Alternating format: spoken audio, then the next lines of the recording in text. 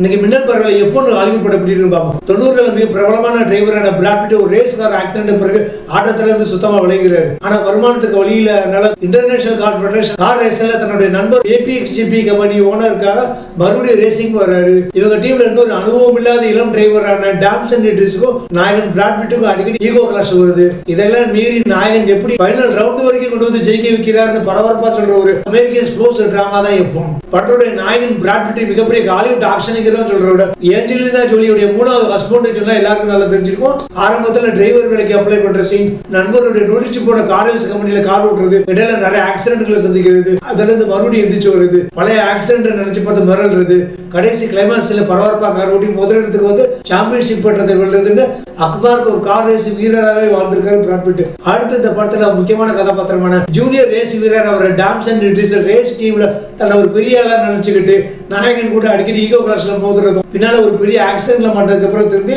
இந்த ஆக்சிடென்ட்க்கு தான் தான் காரணம் ஒத்துக்கிட்டு நாயகனுக்கு கிளைமாக்ஸ்ல அருமையா ஒத்துழைக்கிற சீன்கள், ஆக்சிடென்ட்ல இருந்து மீட்டு வர சீன்கள் சூப்பரா பண்ணியிருந்தாரு.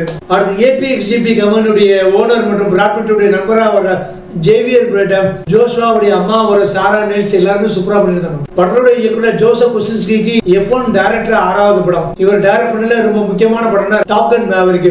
இப்ப பிரமாதமா ஒரு ஸ்போர்ட்ஸ் டிராமா பிரசன்ட் பண்ணி மறுபடியும் ஒரு கம்பேக் கொடுத்திருக்காரு. நல்லா டைட்டாவே ஸ்கிரீன் பிளே ரெடி பண்ணிருக்காரு. இந்த படத்துடைய ரைட்டர் எகரன் கிரக்கர். படத்துல கார் ரேஸ் படமாக்கப்பட்ட விதம் அவ்வளவு அருமையா இருந்தது. ஒவ்வொரு ஆங்கிள் இருந்து கார் காமிச்ச விதங்கள், கார் பந்தய மைதானத்தை, கார் பந்தய லாப்புகள், பாயிண்ட்கள், யார் லீடிங்ல வர்றா, நாயகன் எந்த இடத்துல வர்றாரு, எல்லாத்தையும் காமிச்ச விதம் நம்மளும் ஒரு கார் மைதானத்தில் இருந்த மாதிரி ஒரு ஃபீலிங் கொடுத்தது. இத்தனைக்கு சினிமாஸ்கோப் ஸ்கிரீன்ல பார்த்து எனக்கே எப்படின்னா ஐமாக்ஸ்ல பார்த்தவங்களுக்கு எப்படி இருக்குன்னு நினைச்சுப்பாங்க. படத்தோட கேமராமேன் கிளாடியோ மிரண்டா பிரமாதமா படம் பிடிச்சு நம்மள 2.5 மணி நேரம் ஒரு கார் ரேஸ் மைதானத்துல உட்கார வச்சிட்டாரு. இசையமைப்பாளர் ஹான்ஸ் ஜிம்மர் படத்துல 75% கார் சவுண்ட பிரசன்ட் பண்ணி ஆகணும்.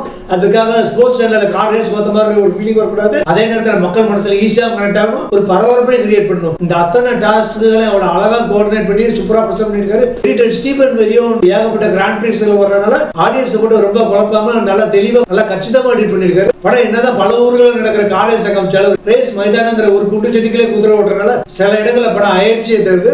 ரேஸ் நடக்காத அதிகமான நேரங்கள்ல இந்த படத்தோட இங்கிலீஷ் வெர்ஷன் பாக்குறவங்களுக்கு கண்டிப்பா ஒரு போரிங் ஃபீலிங் கொடுக்கும். ஒரு ஸ்டாண்டர்டான ஸ்போர்ட்ஸ் கார் வாங்க முடியாத ஒரு கார் ரேசிங் கம்பெனியுடைய கார் ரேசர் நாயகன் ரிப்பேரான காரை வச்சுக்கிட்டு முதலிடம் போறது கொஞ்சம் உறுத்தலா தான் இருந்தது. தன்னுடைய நண்பனுடைய திவாலாக போற ரேசிங் கார் கம்பெனியை மீட்டெடுத்து என் ஃப்ரெண்ட் இஸ் டிடி, என் ஃப்ரெண்ட் இஸ் இண்டியன் ப்ரூவ் பண்ற அற்புதமான ஒரு மாரல் வெளியோ. காஸ்டியூம் டிபார்ட்மெண்டோட டெக்னிக்கல் டிபார்ட்மெண்ட் நல்லா சவுண்டா இருக்கு. ஸ்டோரி ஸ்கிரீன் பிளே கண்டென்ட் இன்னும் நல்லா செதுக்கிட்டா இன்னும் நல்ல பரபரப்பா கொண்டு இருக்கலாம். தாராளமா இந்த படத்தை தியேட்டர்ல போய் பாருங்க. வசதி ஐமாக்ஸ்ல பாருங்க.